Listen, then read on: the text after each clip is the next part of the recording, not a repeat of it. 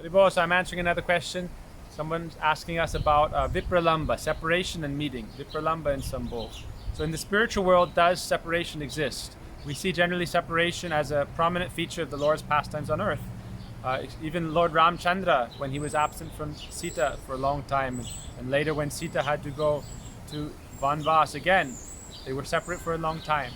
And in Krishna Lila, for 100 years, Krishna went to Dwarka and Kurukshetra and Hastinapur and did not return to Braj for a long time.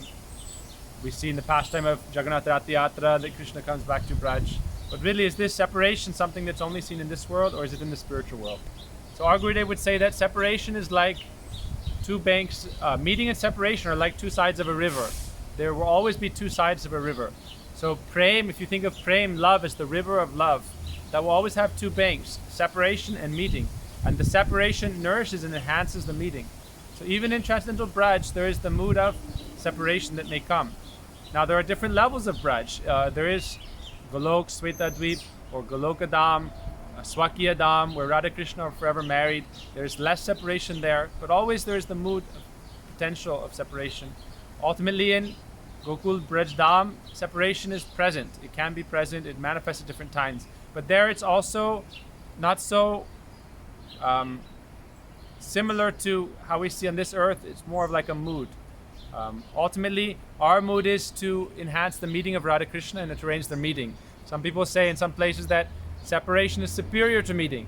But Gurudev said, actually for our mood, it's very simple. That as padikars, as desiring servants of Sri Radha Krishna, what is our desire? Do we want them to meet, or do we want them to be separate? It's very simple. We want them to meet. Jugala milan sukira karan jivana charite pare. We happily give up our life millions of times just to arrange the meeting of Sri Radha Krishna. This is the mood of the Kinkaris. Therefore, meeting is superior, but separation enhances meeting, and also it's very beneficial for the sadhaka. The sadhaka, the practitioner, by developing the moods of separation, very quickly one's love and devotion can mature. So we see in Transcendental Braj, there is separation. Also, this leads to the next question about what is the nature of time in the spiritual world. So time in the spiritual world is, in this world, we are on the plane of time. Like our acharyas would describe it to be like you can take a dot on a almost infinite line, and you take one single dot. That's where we are now. One line is composed of millions of little dots, and the time we're present in now is like being on one of those little dots. And this line stretches out, ultimately goes on a loop, you could say like the infinity loop. This time is stretching around, and the universes are appearing and disappearing in the course of time. But on the spiritual perspective, from the spiritual plane of existence, time is eternal, meaning it is not going through the same stages of transformation like we have in material existence. And also from the perspective of God and his associates, time is their servant. We see when Krishna desires, the whole night of Brahma becomes one night of Braj where they perform Ras Leela. So the moon stops in its tracks and it witnesses Krishna's Ras Leela. Even in this world, Prakrit Dham, time stopped for Krishna, and for millions and millions of years Krishna was performing his Ras Leela pastimes. So time is Krishna's servant. Actually, time is one of Krishna's manifestations. And it's a very special principle that if we properly utilize time, then we can achieve whatever we desire. And that's why time is a great friend and a great gift.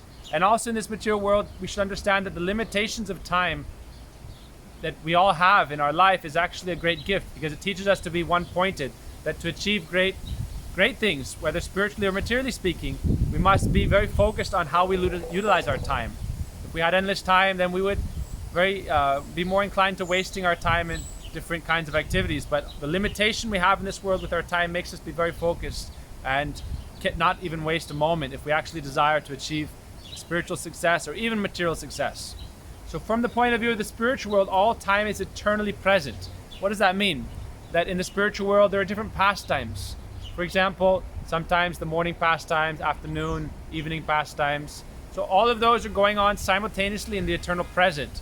There are different prakoshts. Prakosh means different compartments or areas of the spiritual world where Nishanta Lila, all the different Leelas with all the different padikars are going on.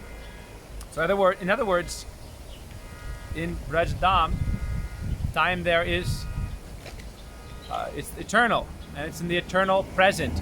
It is not like we have in this world, we have past, present, and future. The Brajavasis are always so absorbed in the moment, serving Sri Krishna and absorbed in the bliss of service to Sri Krishna, that for them time is not something they have to think about so much, past, present, future. It's all present. Now for the materially conditioned mind, this is very hard to grasp, but by the purification of the senses and development of bhakti, these things become more easy to understand. So thanks for your time. We'll do some more videos. Any more questions, put them in the comments. Haribol.